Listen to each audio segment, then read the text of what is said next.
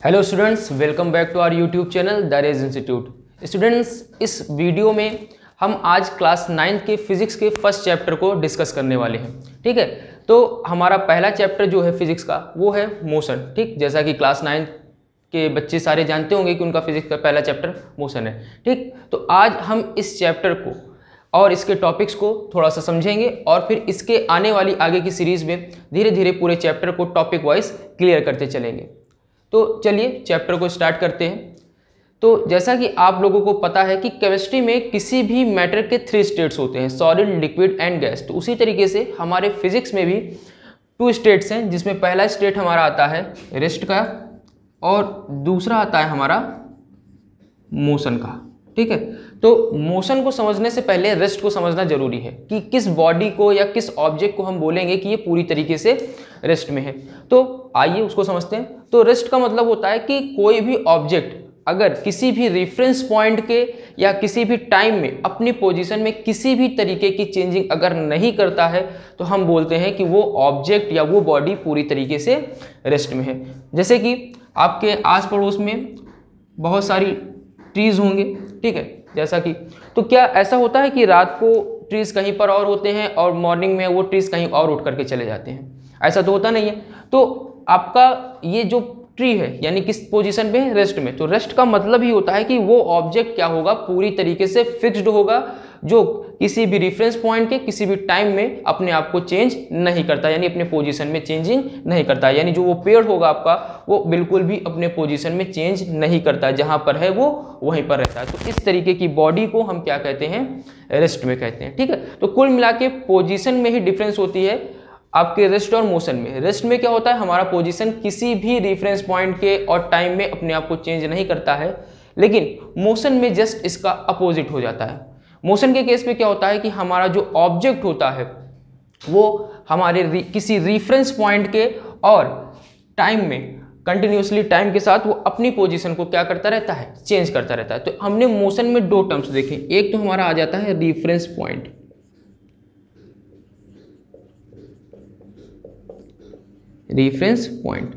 और दूसरा आ जाता है हमारा टाइम। ठीक है, इन्हीं दोनों के रिस्पेक्ट में अगर कोई भी ऑब्जेक्ट अपनी पोजीशन को लगातार चेंज कर रहा है तो हम बोलते हैं कि वो हमारा जो ऑब्जेक्ट है वो किस में है?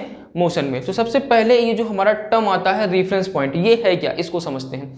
ठीक है, रेफरेंस पॉइंट दैट मीन्स हम जहां से बताते हैं, मतलब किसके रिस्पेक्ट में हमने अपनी पोजीशन चेंज की है, उसको एक्सप्लेन करने के लिए जिसका हम सहारा लेते हैं वो हमारा क्या होता है? रेफरेंस पॉइंट होता है। फॉर एग्जांपल, जैसे कि आपका ये घर है,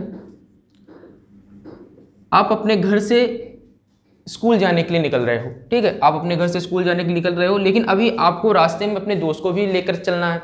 तो आप अपने दोस्त के लिए एक जगह पे, पर्टिकुलर जगह पे रुक गए। अब आपके दोस्त को आपने क्या बता करके बुलाया कि मैं अपने घर से 10 मीटर की दूरी पर खड़ा हूं, तुम आकर के मुझसे मिलो। ठीक है, आपने अपने दोस्त को क्या कहा कि मैं अपने घर से 10 मीटर की दूरी पर खड़ा हूं और तुम आकर के मुझसे मिलो। अगर हम ये घर ही हटा दें, अगर ये घर ही ना होता तो आप बोलते मैं 10 मीटर की दूरी पर खड़ा हूं। कहां से 10 मीटर की दूरी पे खड़े हो? तो ये एक्सप्लेन नहीं हो पा रहा है, ये 10 मीटर कहाँ से है, कितना है, आप कैसे बताओगे? तो इसी को बताने के लिए कि आप पर्टिकुलर किससे कितनी दूरी पर खड़े हो, ठीक है, तो उसको उसी को जो एक्सप्लेन करता है वही हमारा क्या होता है? Reference point. यानी जो ये आपका घर था ये आपकी दूरी को एक्सप्लेन कर रहा था, आपके पोजीशन को एक्सप्लेन कर रहा था कि आप अपने घर से 10 मीटर की दूरी पर हो। ठीक, तो ये जो हमारे चेंज ऑफ पोजीशन को बताने का काम करता है वो हमारा क्या होता है? रेफरेंस पॉइंट होता है। अब पोजीशन चेंज करने में थोड़ा बहुत तो टाइम लगता ही होगा। ठीक, जैसे कि अब आप अपने घर से 10 मीटर की दूरी पे आए हो तो फ्रैक्शन ऑफ सेकेंड, 1 मिनट, लगभग कुछ ना कुछ तो टाइम आपने कंज्यूम किया होगा। तो वो आपका टाइम के साथ आपने अपनी पोजीशन चेंज की। तो इसी को हम क्या कहते हैं? मोशन कहते हैं। कि अगर कोई ऑब्जेक्ट किसी भी रेफरेंस पॉइंट के रिस्पेक्ट में कंटिन्यूसली टाइम के साथ अपनी पोजीशन में चेंजिंग लाता है तो हम बोलते हैं कि वो ऑब्जेक्ट क्या है? आपका मोशन में है। ठीक, ये हो गई बात। अब किन किन ऑब्जेक्ट को हम मोशन में बोलेंगे? ठीक है, कौन से ऑब्जेक्ट हमारे मोशन में होते हैं, कौन से ऑब्जेक्ट रेस्ट में होते हैं, ये तो हमने अब देख लिया, या किसे बोलेंगे वो हमने देख लिया। अब थोड़ा सा ये सोचा जाए कि क्या सारे ऑब्जेक्ट मोशन में है कि सारे ऑब्जेक्ट रेस्ट में है, ये भी देखना जरूरी है। तो अगर हम इसकी बात करें तो आपको पता होगा कि हमेशा हर एक के लिए हर एक ऑब्जेक्ट मोशन में नहीं होता है, ठीक है। जैसे कि एग्जांपल के तौर पे आप ले सकते हैं कि अगर आप ट्रेन पर बैठे हुए हो, ठीक है, ट्रेन के अंदर आप बैठे हो, तो ट्रेन के अंदर जो आपके साथ लोग बैठे हैं उनके लिए तो आप मोशन में नहीं होगे। क्यों? क्योंकि भाई आप उनके सामने बैठे हुए हो, उनसे बात कर रहे हो। लेकिन वहीं पर अगर कोई आपको बाहर से स्टेशन से देख रहा होगा तो उसके लिए आप मोशन में होगे, ठीक। तो ये चीज़ आपको हमेशा ध्यान में रखनी है कि हर एक के लिए हर एक ऑब्जेक्ट मोशन में नहीं हो सकता है, ठीक है। किसी के लिए वो ऑब्जेक्ट मोशन में होगा तो किसी के लिए वो ऑब्जेक्ट किस में होगा, रेस्ट में हो सकता है, ठीक। तो ये सारी चीज़ें होती हैं, जैसा कि मैंने आपको एग्जांपल लेकर के बताया। अब आप जैसे बस में बैठे हुए हो, तो बस में आप बैठे हो तो जिन भी लोगों के साथ आप बैठे हो तो उनके लिए तो आप किस में हो, रेस्ट में हो। लेकिन बाहर से अगर आपको कोई देख रहा होगा तो उनके लिए आप क्या हो, मोशन में हो। तो अब इस पर्टिकुलर सिचुएशन को सॉल्व करने के लिए कि ये हम फिर कहेंगे किसको कि एग्जैक्टली वो मोशन में है, रेस्ट में है, तो इस पर्टिकुलर जो भी ये सिचुएशन आई इसको सॉल्व करने के लिए साइंटिस्ट ने बहुत ही खोज की, ठीक है। बहुत सारे इन्होंने दिमाग लगाए कि कैसे बताया जाए कि पर्टिकुलर यही रेफरेंस पॉइंट हो। तो इसके लिए उन्होंने देखा कि चलो यूनिवर्स में चलते हैं, ठीक है। यूनिवर्स में गए उन्होंने, तो देखा कि अगर हम देखते हैं कोई इंसान पर्टिकुलर एक जगह पर खड़ा हुआ है तो वो तो एक रेस्ट में है, लेकिन अगर उसको ऊपर से देखा जाए यानी यूनिवर्स में जाया जाए तो अर्थ लगातार क्या हो रही है, रोटेट हो रही है, ठीक है। वो अपने अक्ष पे लगातार घूम रही है। तो इसका मतलब क्या है कि पृथ्वी घूम रही है यानी हम भी घूम रहे हैं, तो एक तरीके से तो वहां पर भी हम मोशन में हैं, ठीक। और कहीं पर भी जाओ यानी आप मून पर चले जाओ तो मून भी हमारे क्या है, अर्थ के अराउंड क्या करता है, रोटेशन करता है। तो अर्थ के अराउंड रोटेशन करता है तो यानी कि हम देखेंगे तो अर्थ से, मून से भी हम क्या है, पूरी तरीके से मोशन में। तो ओवरऑल कहा जाए तो अगर हम कहीं से भी देखते हैं तो हमारा जो ऑब्जेक्ट है वो मोशन में दिखेगा, यानी किसी पोजीशन से वो रेस्ट में होगा तो किसी पोजीशन से वो किस में होगा, मोशन में होगा। तो इसी बात को क्लियर करने के लिए, सॉल्व करने के लिए वैज्ञानिकों ने एक निर्देशांक पद्धति लाई, ठीक है। वैज्ञानिकों ने क्या किया, एक निर्देशांक पद्धति लाई जिसे कार्टेशियन प्लेन कहते हैं, ठीक है। कार्टेशियन प्लेन में आप जानते हो कि ये जो पॉइंट होता है ये हमारा ओरिजिन पॉइंट होता है, ठीक है। ये हमारा ओरिजिन पॉइंट होता है और इसके जो भी कोऑर्डिनेट्स होते हैं वो क्या होते हैं, 0,0 होते हैं, ठीक है। बस इसी को वैज्ञानिकों ने बता दिया कि यही जो पॉइंट है ये पॉइंट आपका क्या है, एक रेफरेंस पॉइंट है, ठीक है।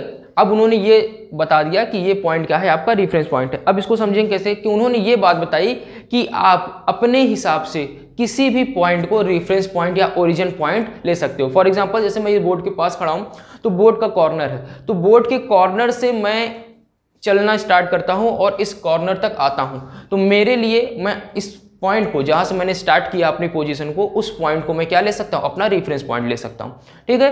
तो ये चीज़ होती है मोशन को, कि मोशन का रेफरेंस पॉइंट ये होता है जहाँ से आपने अपनी पोजीशन को चेंज करना शुरू किया है, ठीक, वो आपका ओरिजिन, ठीक। तो ये आपकी हो गई मोशन की बात। आई होप आपको रेस्ट और मोशन ये दो टॉपिक अच्छे से क्लियर होंगे, ठीक है।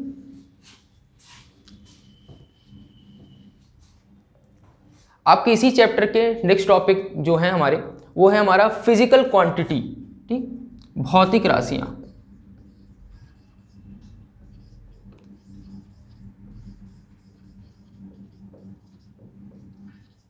फिजिकल क्वांटिटी या भौतिक राशियां, ये आपके चैप्टर का सेकंड टॉपिक है, ठीक है, जो कि बहुत ही इंपॉर्टेंट है, जो अभी आगे चैप्टर में जाकर के काफ़ी रिलेट होगा, ठीक। तो समझते हैं पहले कि फिजिकल क्वांटिटी क्या होता है, फिर उसके बाद में इसके टाइप्स को देखेंगे। फिलहाल तो अभी आपके चैप्टर में 2 ही टाइप्स दिए गए हैं, तो समझते हैं पहले फिजिकल क्वांटिटी को। फिजिकल क्वांटिटीज किसे कहते हैं, वे सारी चीज़ें जिनको हम नाप या तौल सकते हैं, यानी कि वो सारे ऑब्जेक्ट्स जिनको हम मेज़र कर सकते हैं, ठीक है, नाप सकते हैं, वो सारी की सारी क्वांटिटीज़ क्या होती हैं, आपकी एक फिजिकल क्वांटिटी होती है। जैसे कि आपकी हाइट, आप अपनी हाइट को मेज़र कर सकते हो कि मैं 6 फीट 5 इंच का हूँ, 5 फीट 2 इंच का हूँ, 5 फीट 4 इंच का हूँ, तो ये मैं अपनी लंबाई को नाप सकता हूँ, ठीक है। ये आपकी क्या हो गई, फिजिकल क्वांटिटीज़ हो गई। जैसे ये मार्कर है, ये मार्कर लगभग 15 सेंटीमीटर है, एज्यूम कर लेते हैं, तो ये 15 सेंटीमीटर मैंने इसको क्या किया, मेज़र कर लिया, ठीक है। अब आप किसी भी जगह पे जाते हो, आप जैसे सब्जी मंडी गए, आप सब्जी मंडी में गए तो आपने कहा कि आलू दे दीजिए, तो आपने उससे 2 किलो आलू मांगा, तो आप उस आलू के मास को, द्रव्यमान को तौल सकते हो। ठीक है, तो ये सारी की सारी जिन भी ऑब्जेक्ट्स को हम क्या कर सकते हैं, तौल सकते हैं, मेजर कर सकते हैं, वो सब के सब आपकी क्या कहलाती हैं, फिजिकल क्वांटिटीज कहलाती हैं। ठीक, ये हो गई बात। अब एक क्वेश्चन आपके मन में ये भी आ रहा होगा, तो सर ऐसी कौन सी चीज़ें हैं जिनको हम नहीं नाप सकते हैं, जिन्हें हम नहीं तौल सकते हैं। ठीक, तो उसको भी देख लीजिए। जैसा कि आपका घर में कोई आपका छोटा भाई होगा, ठीक, तो आप अपने छोटे भाई से बहुत प्यार करते होगे। तो बहुत प्यार करते हो तो ये बहुत क्या है, कितना, ये भी तो बताइए। ठीक, आप अपने भाई से बहुत प्यार करते हो, तो ये प्यार को आप क्या मेजर कर पा रहे हो? बहुत में क्या है, बहुत मतलब बहुत। अब इसको तो आप बहुत मेजर नहीं कर सकते हो। जैसे आपका कोई फ्रेंड होगा, आप अपने फ्रेंड से कहते होगे कि मैं तेरा बहुत पक्का दोस्त हूँ। ठीक है, तो अब कितने पक्के दोस्त हो, एक क्वांटिटी आप दे पा रहे हो क्या? ऐसा नहीं हो पाता ना। तो ये सारी चीज़ें जो होती हैं वो आपका क्या होता है, ऐसी इनको हम नहीं तौल सकते, तो वो फिजिकल क्वांटिटीज़ में नहीं आता। ठीक, तो फिजिकल क्वांटिटीज़ वे क्वांटिटीज़ हैं जिन्हें हम मेजर कर सकते हैं, तौल सकते हैं, नाप सकते हैं, और वे चीज़ें जिन्हें हम नाप तौल नहीं सकते वो मैंने आपको बता दिया। जैसे कि आपका एक्सपीरियंस हो गया, मुझे बहुत एक्सपीरियंस है। ठीक है, जैसे आपके पेरेंट्स आपसे कहते होंगे कि मैंने बहुत दुनिया देखी है, मुझे बहुत एक्सपीरियंस है। ठीक, तो अब वो एक्सपीरियंस क्या वो किसी क्वांटिटी में बताते हैं कि मुझे 100 किलो की एक्सपीरियंस है या मुझे 10 किलो का एक्सपीरियंस है, ऐसा तो नहीं होता ना। तो ये सारी चीज़ें हो गई। तो एक्सपीरियंस हो गया, आपका प्यार हो गया, आप ये सारी चीज़ें जो भी हैं, ठीक है, आपकी फीलिंग्स हो गई, इन्हें आप मेजर नहीं कर सकते। ठीक, तो वो फिजिकल क्वांटिटीज़ नहीं होगी। तो ये डेट्स ऑल फिजिकल क्वांटिटीज़, बस सिंपल सा यही था कि जिन्हें हम नाप या तौल सकते हैं उन्हें हम फिजिकल क्वांटिटीज़ कहते हैं। ठीक, मेजरमेंट कर सकते हैं। आपकी बुक में फिजिकल क्वांटिटीज़ के 2 टाइप्स दिए गए हैं। पहला है हमारा स्केलर क्वांटिटी और दूसरा है हमारा वेक्टर क्वांटिटी। ठीक है, स्केलर क्वांटिटी यानी अदिश राशि, हिंदी में इसको बोला जाए तो अदिश राशि, और ये है हमारा सदिश राशि। ठीक, अदिश राशि और सदिश राशि। अदिश यानी जिसमें दिशा नहीं होगी, सदिश यानी जिसमें दिशा होगी। ठीक, चलिए एक एक करके इसको समझते हैं। तो स्केलर क्वांटिटी या अदिश राशि वो क्वांटिटीज होती हैं, वो राशियां होती हैं जिनको एक्सप्लेन करने के लिए हमें क्या होती है, केवल और केवल मैग्नीट्यूड की नीड होती है, यानी केवल और केवल परिमाण। ठीक, अब ये नया टर्म हो जाएगा आप लोगों के लिए थोड़ा सा, परिमाण और मैग्नीट्यूड, मतलब कि किसी नंबर की नीड होती है। कोई ऐसी चीज़ें जिनको एक्सप्लेन करने के लिए केवल और केवल हमें नंबर की नीड हो और डायरेक्शन की नीड ना हो, ऐसी क्वांटिटीज़ को हम क्या कहते हैं, स्केलर क्वांटिटी कहते हैं। ठीक, जैसे कि इसमें आपको मेनली क्या 2 चीज़ें मिलेंगी। एक पहली चीज़ तो मिलेगा मैग्नीट्यूड प्लस यूनिट।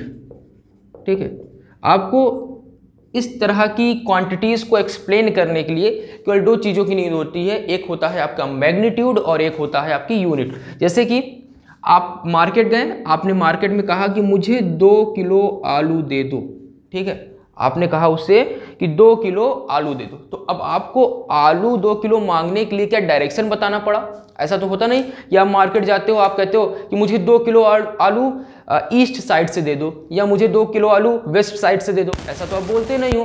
ठीक, तो जब हमारा कंप्लीट सेंस निकलता हो, ठीक है, एक पर्टिकुलर कंप्लीट सेंस निकल रहा हो अपने क्वांटिटी को एक्सप्लेन करने में, ठीक, और डायरेक्शन की नीड नहीं हो रही हो, तो वहाँ हमारा क्या होता है, अदिश राशि। 2 किलो आलू, तो जिसमें आपका ये 2 जो है वो आपका मैग्नीट्यूड है, और 2 ये जो आपका केजी है, ठीक है, ये आपका क्या हो गया, यूनिट हो गया। ठीक है, बिना यूनिट के तो आप मांगोगे नहीं, केवल 2 बोल देने से क्या होगा, कुछ नहीं होगा। तो यूनिट की बहुत नीड होती है। तो जहाँ पर आपको जिन क्वांटिटीज़ को एक्सप्लेन करने में केवल मैग्नीट्यूड और यूनिट की नीड होती है, वो हमारा स्केलर क्वांटिटी होता है। ठीक, जैसे आपने 2 किलो आलू मांगा। और दूसरी चीज़ ले लिया जाए, दूरी की बात किया जाए, जैसे आप कहीं पे ट्रैवल करते हो तो आप बोलते हो ना कि मैं आज इतनी दूरी तक ट्रैवल करके आया, यानी मैंने आज 200 किलोमीटर तक घूम करके आया हूँ, या मैं 100 मीटर तक आज दौड़ करके आया हूँ, 200 मीटर तक दौड़ कर आया हूँ। तो 100 मीटर या 100 किलोमीटर जो भी आपने ट्रैवल किया है, तो अब इसको एक्सप्लेन करने में क्या आपको नीड हो रही है डायरेक्शन की, कि मैं 100 मीटर लेफ्ट साइड दौड़ा हूँ या 100 मीटर ईस्ट साइड में दौड़ा हूँ, ऐसा तो होता नहीं। तो 100 मीटर बोल देने में कंप्लीट सेंस हो जा रहा है, कोई बहुत ज़्यादा नीड नहीं हो रही है डायरेक्शन की, ठीक है। तो ये आपका क्या हो गया, एक स्केलर क्वांटिटी हो गई। तो ये जैसा कि आपका ये डिस्टेंस था और ये आपका मास था, ठीक है, मास हो गया आपका, मास भी एक स्केलर क्वांटिटी है, और डिस्टेंस की बात की जाए तो डिस्टेंस भी आपकी एक स्केलर क्वांटिटी है, ठीक। तो आई होप स्केलर क्वांटिटी आपको अच्छे से समझ में आ गई होगी। वेक्टर क्वांटिटी की तरफ बढ़ते हैं। वेक्टर क्वांटिटी क्या होता है, इसमें अब आपको दो चीज़ों की साथ, एक चीज़ तो आपकी मैग्नीट्यूड हो गई, इसके साथ एक और चीज़ की नीड होने वाली है, अब वो होगा आपका क्या, डायरेक्शन, ठीक। तो इसमें आपको मैग्नीट्यूड प्लस यूनिट, वो तो रहना ही है, प्लस डायरेक्शन,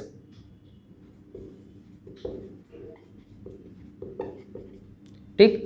परिमाण और दिशा ये दोनों की नीड होती है। तो वे क्वांटिटीज, ठीक है, या वे राशियां जिनको एक्सप्लेन करने के लिए, ठीक है, जिनको व्यक्त करने के लिए परिमाण के साथ यानी मैग्नीट्यूड के साथ साथ डायरेक्शन की भी नीड होती है, ठीक है, मैग्नीट्यूड के साथ साथ डायरेक्शन की भी नीड होती है, ऐसी राशियों या ऐसी क्वांटिटीज को हम क्या बोलते हैं, स्केलर वेक्टर क्वांटिटी। इसको भी आप देख सकते हैं, समझ सकते हैं। जैसे कि आप लोग जानते हो एरोप्लेन है हमारा, एयरवे का एक साधन है, ठीक। तो अब आसमान में जब एयरप्लेन उड़ते हैं तो क्या उनको रास्ता बताने के लिए, क्या आसमान में भी छोटी मोटी दुकानें होती हैं कि अरे मैं रास्ता भटक गया हूँ, चलो इस पान वाले से पूछ लेते हैं, चलो इस सब्जी वाले से पूछ लेते हैं, ऐसा तो होता नहीं है। लेकिन फिर भी वो एक पर्टिकुलर जगह के लिए ट्रेवल करती हैं और वहीं पर जाकर के वो लैंड होती हैं। ऐसा कैसे होता है, तो इसके पीछे का रीज़न है आपका डायरेक्शन, ठीक। कैसे आप एयरप्लेन पे ट्रैवल कर रहे हो तो एयरप्लेन का जो पायलट होता है वो अपने हेडक्वार्टर से, ठीक है, लगातार कनेक्शन में होता है, और हेडक्वार्टर के जो लोग हैं वो लगातार पायलट को बताते रहते हैं कि आपको 2000 किलोमीटर इस डायरेक्शन पे चलना है, ठीक है, या 200 किलोमीटर्स आपको इस डायरेक्शन में चलना है, ठीक है। जैसे 200 किलोमीटर्स ईस्ट, तो वो अब क्या करेंगे, 200 किलोमीटर ईस्ट, अब वो ईस्ट की तरफ 200 किलोमीटर तक चलेंगे, ठीक है। अब उन्होंने बोला कि 200 किलोमीटर आपको चलना है और लगभग 90 डिग्री पर या 65 डिग्री पर आपको ईस्ट की तरफ मुड़ जाना है, ठीक है। तो डायरेक्शन जब वो देते, इस तरीके से वो डायरेक्शन देते हैं। तो यहाँ पे आप देख रहे होंगे कि इसको हमें बताने के लिए, इसको हमको कंप्लीट सेंस देने के लिए एक डायरेक्शन की नीड हो रही है, ठीक है। तो इस तरीके की क्वांटिटीज़ को हम क्या बोलते हैं, सदिश राशियाँ बोलते हैं, ठीक है। तो ये हमारी सदिश राशि हो गई। जैसा कि आपने अदिश में देखा, उसी का जस्ट अपोजिट कह सकते हो, या उसमें केवल एक डायरेक्शन ऐड करना होता है, ये हमारा क्या बन जाता है, सदिश राशि बन जाती है। तो अदिश राशि जिसमें मैग्नीट्यूड की केवल नीड होती है, सदिश राशि जिसमें मैग्नीट्यूड के साथ साथ डायरेक्शन की भी नीड होती है, ठीक। तो ये हमारी फिजिकल क्वांटिटीज़ हो गई। अब इन फिजिकल क्वांटिटीज़ में वेक्टर क्वांटिटी में अगर देखा जाए तो हमारा जो विस्थापन है, ठीक है, डिस्प्लेसमेंट, ये एक हमारा क्या है, वेक्टर क्वांटिटी है, ठीक। इसी के साथ साथ अगर दूसरी बात की जाए तो फोर्स भी हमारी एक वेक्टर क्वांटिटी है। कैसे फोर्स वेक्टर क्वांटिटी है, अच्छा जैसे आपको बॉटल ओपन करनी है तो एक पर्टिकुलर डायरेक्शन में तो आप बॉटल के जो कैप है उसको रोटेट करते हो, ठीक है। ऐसा तो है नहीं कि किसी भी डायरेक्शन में आपने उसको रोटेट कर दिया और वो ओपन हो जाती है, ऐसा तो होता नहीं, ठीक। तो ये होता है वेक्टर क्वांटिटी, यानी कि मान लीजिए आपका बॉटल है, अब आपको इसको रोटेट करके ओपन करना, तो आप इसी डायरेक्शन में इसको मूव कराओगे तभी जा करके ये ओपन होगा। या कोई ऑब्जेक्ट है जिसको आपको क्या करना है, ऊपर खिसकाना है, तो आप क्या करोगे, ऊपर के लिए उसके पीछे से आप उसको एक पर्टिकुलर ऊपर के डायरेक्शन में क्या करोगे, पुल करोगे, ठीक है। तो वो आपका एक डायरेक्शन हो। जैसे आपको डोर ओपन करना है, ठीक है, एग्जांपल के तौर पे डोर ओपन करना है, तो डोर अगर आपका बाहर की तरफ ओपन होता होगा तो आप उसको बाहर की तरफ फोर्स लगाओगे, अंदर की तरफ ओपन होगा तो उसको आप अंदर की तरफ पुल करोगे। तो ये सारी चीज़ें होती हैं। तो फोर्स इस कारण से भी आपका क्या हो जाता है, एक वेक्टर क्वांटिटी हो जाती है जब हम उसको एक पर्टिकुलर, क्योंकि फोर्स हमारा एक पर्टिकुलर डायरेक्शन में लगता है, ठीक। तो डायरेक्शन की, जैसे कि मैंने आज मैं 2 न्यूटन का फोर्स लगाया था, कहाँ पर, पर्टिकुलर आपके जो डोर है, आपने उस पर क्या किया, 2 न्यूटन का फोर्स लगाया अप की तरफ, अपने ओर, ठीक है। तो इस तरीके से आप उसको एक्सप्लेन करते हो। तो ये सारी चीज़ें हो जाती हैं आपकी वेक्टर क्वांटिटीज़ के अंदर, ठीक। आई होप ये वेक्टर क्वांटिटी और स्केलर क्वांटिटी आपको अच्छे से समझ में आ गया होगा। चलिए आगे बढ़ते हैं और अपने नेक्स्ट टॉपिक को देखते हैं। तो इस चैप्टर का जो हमारा नेक्स्ट टॉपिक है और इंटरेस्टिंग है वो है हमारा distance and displacement. Distance and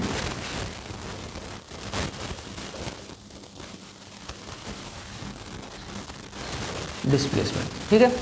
distance और डिस्प्लेसमेंट दोनों लगभग सिमिलर ही हैं, माइनर सा डिफरेंस है, उसको हम देखते हैं और समझने की कोशिश करते हैं। डिस्टेंस क्या होता है, डिस्टेंस की परिभाषा देख लेते हैं। तो किसी भी ऑब्जेक्ट द्वारा, ठीक है, किसी भी वस्तु द्वारा प्रति एकांक समय में तय की गई कुल लंबाई, ठीक है, किसी भी वस्तु द्वारा प्रति एकांक समय में तय की गई कुल लंबाई को हम क्या कहते हैं, दूरी कहते हैं, ठीक है। या कह सकते हैं आप कि जो आपका ऑब्जेक्ट है उस ऑब्जेक्ट ने जितनी भी लेंथ कवर की है, ठीक है, आपके ऑब्जेक्ट ने जितनी भी लेंथ कवर की है वो हमारी क्या कहलाती है, डिस्टेंस कहलाती है। जैसे आप अपने घर से स्कूल जाने के लिए निकले, ठीक है, आप अपने घर से कहाँ जाने के लिए निकले, स्कूल जाने के लिए, ये आपका घर है। तो आप अपने घर से निकले, पहले आप आए अपने दोस्त के घर पर, ठीक है, ये आपके दोस्त का घर है, आपने अपने दोस्त को लिया। तो मान लेते हैं आपके घर से आपके दोस्त के घर के बीच का डिस्टेंस है लगभग 100 मीटर, ठीक है, 100 मीटर के डिस्टेंस पे आपके अपने दोस्त का घर है। अब आप आगे बढ़े, ठीक है, आगे बढ़े तो फिर आपके एक दूसरे दोस्त का घर आ जाता है जिसका डिस्टेंस है लगभग 200 मीटर। और इससे फिर आप अपने स्कूल की, उसके अपने दूसरे दोस्त के घर से जब आप अपने स्कूल के लिए निकले तो उसके घर से स्कूल के बीच का डिस्टेंस है लगभग 50 मीटर, ठीक। तो ये जो भी आपने एक पाथ की लेंथ कवर की है, ये आपका एक पाथ है और आपने इस पाथ की जो लेंथ कवर की है इसी लेंथ को हम क्या बोलते हैं, डिस्टेंस बोलते हैं। तो अगर हमें इसके डिस्टेंस की बात करनी हो तो कैसे बताएंगे, तो टोटल आपने डिस्टेंस कितना कवर किया है, तो 100 प्लस 200 प्लस 50 यानी 350, यानी लगभग आपने या कितने डिस्टेंस कवर की, 350 मीटर्स का डिस्टेंस कवर किया।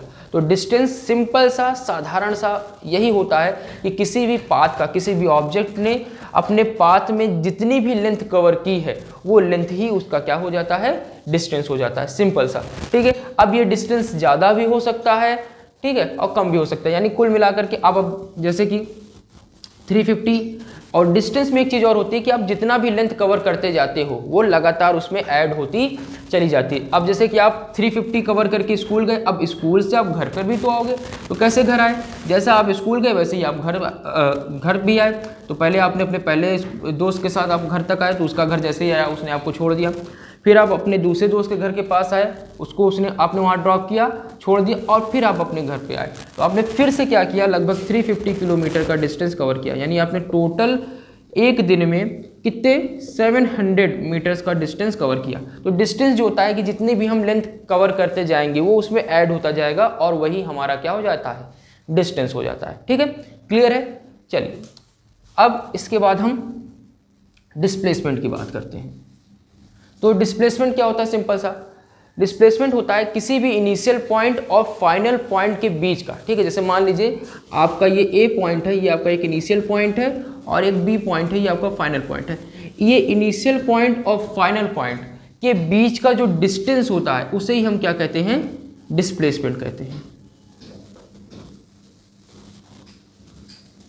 किसी भी ऑब्जेक्ट के इनिशियल पॉइंट और फाइनल पॉइंट के बीच का जो शॉर्टेस्ट डिस्टेंस होती है उसे हम क्या बोलते हैं, डिस्प्लेसमेंट बोलते हैं, ठीक है। अब इसको थोड़ा सा समझने की कोशिश करते हैं। जैसे कि दिवाली वगैरह पे घर पे सफाइयाँ होती हैं, ठीक। अब घर पे सफाई होती है तो मम्मी लोगों को सफाई तब तक नहीं लगती है कि जब तक किसी भी चीज़ को वो एक जगह से दूसरी जगह डिस्प्लेस ना कर दे, कि यहाँ पे ये चीज़ें थी इसको हटा करके कहीं और रखते हैं, ठीक है, अब यहाँ अच्छा लग रहा है, ठीक। तो आप क्या करते हो, अब एक ऑब्जेक्ट है, मान लेते हैं कि आप घर पे सफाई चल रही है, अब एक चेयर है, ठीक है, अब एक चेयर है, उस चेयर को आपकी मम्मी ने कहा कि बेटा ये यहाँ पे अच्छी नहीं लग रही, आप इसको कहीं और ले जाके रख दो। आपने उसको उठाया कहीं और ले जाने के लिए, अब मम्मी ने कहा, मान लो ये ए पॉइंट पे थी, अब आपकी मम्मी ने कहा कि आप इसको ले जाकर ऊपर वाले रूम पर रख दो या सामने वाले रूम पे रख दो। तो अब आप चेयर को लेकर के पहले मान लो ऊपर वाले रूम के लिए जाना है आपको, तो आप पहले स्टेयर पे गए, ठीक है, सीढ़ियाँ चढ़ी, सीढ़ियाँ चढ़ के थोड़ा सा आपने ट्रैवल किया, ट्रैवल करने के बाद आप रूम में पहुँचे और रूम में जा कर के आपने उस चेयर को रख दिया। ठीक है, रूफ पे आपने जा करके चेयर को रख दिया। तो अब आपकी चेयर अपनी जगह से हट गई है। तो अब यहाँ पे आप कैसे गए, पहले आपने स्टेयर चढ़ी, फिर यहाँ पर आए और फिर आपने रखा। तो ये अगर डिस्टेंस की बात की जाए तो आपने जितना भी पाथ कवर किया तो ये डिस्टेंस हो जाता। लेकिन डिस्प्लेसमेंट में क्या होता है कि आपका ऑब्जेक्ट इनिशियली पहले कहाँ था और फाइनली कहाँ पर है, उनके बीच का जो डिस्टेंस होता है उसे ही हम क्या कहते हैं, डिस्प्लेसमेंट। यानी पहले इनिशियली हमारा जो ये ऑब्जेक्ट था, चेयर यहाँ पर था और अब सीधी, ठीक है, डिस्प्लेसमेंट हमेशा आपका क्या होता है, सीधा होता है। तो अब ये कहाँ पर है, ये यहाँ पर है। तो ये जो इतना आप घूम करके गए तो उससे उसको मतलब नहीं है। डिस्प्लेसमेंट का मतलब क्या होता है, आपके ऑब्जेक्ट के इनिशियल पॉइंट और फाइनल पॉइंट के बीच का जो डिस्टेंस है उसे ही हम क्या कहते हैं, शॉर्टेस्ट डिस्टेंस है, उसे ही हम क्या कहते हैं, डिस्प्लेसमेंट। तो आप सीढ़ी चढ़ के गए, बालकनी में थोड़ी दूर आपने ट्रेवल किया, ठीक है, जो छत वगैरह है उस पर ट्रेवल किया, फिर आप रूम पर गए और रूम में जाकर के आपने चेयर रख दी। तो डिस्प्लेसमेंट को इससे मतलब नहीं कि आप कितना घूम फिर करके आए और कब आपने रखा, उसको मतलब इतना है कि पहले ऑब्जेक्ट कहाँ पर था और अब ऑब्जेक्ट कहाँ पर है, उन दोनों के बीच का जो डिस्टेंस है उसे हम क्या कहते हैं, डिस्प्लेसमेंट कहते हैं। जैसे एक एग्जाम्पल आप और ले सकते हैं, जैसे ये आपका ग्राउंड है, ठीक, इस ग्राउंड में आप क्या कर रहे हो, सर्कुलर पाथ पर आप क्या कर रहे हो, वॉक कर रहे हो, सर्कुलर पाथ पे आप वॉक कर रहे हो। अब ये पाथ जब आप राउंड कर रहे हो तो ये लगभग ये आपका कितना है, 8 मीटर का है। अब ये आपका क्या है, 8 मीटर का है। तो मान लेते हैं ये एक पॉइंट है आपका A और एक पॉइंट ये है B। तो आप A पॉइंट से शुरू करते हो B, फिर B से आप आ जाते हो A। तो जब ये आप ये पूरा कवर करते हो इस तरीके से पूरे ग्राउंड को सर्कुलर पाथ पर, तो आप 800 मीटर का डिस्टेंस कवर करते हो। लेकिन अगर हम डायरेक्ट बात करें, आप A से B, मान लेते हैं पहले आप यहाँ से A से कहाँ गए होगे, B में गए होगे, तो A से B तक आप जो ये पाथ कवर की हो तो ये तो डिस्टेंस में आ जाएगा। लेकिन अगर इसकी शॉर्टेस्ट डिस्टेंस की बात की जाए कि पहले आप तो यहाँ थे और अब आप यहाँ हो, इस इनिशियल पॉइंट और फाइनल पॉइंट के बीच के जो डिस्टेंस है लगभग हम इसका आधा मान लेते हैं, ये कितना है, 400 मीटर। इसी को हम क्या बोलते हैं, डिस्प्लेसमेंट बोलते हैं। ठीक है, तो ये हमारा डिस्प्लेसमेंट होता है। डिस्प्लेसमेंट कुछ नहीं है, बस किसी भी ऑब्जेक्ट के इनिशियल पॉइंट और फाइनल पॉइंट के बीच की जो शॉर्टेस्ट डिस्टेंस होती है उसे हम क्या कहते हैं, डिस्प्लेसमेंट बोलते हैं।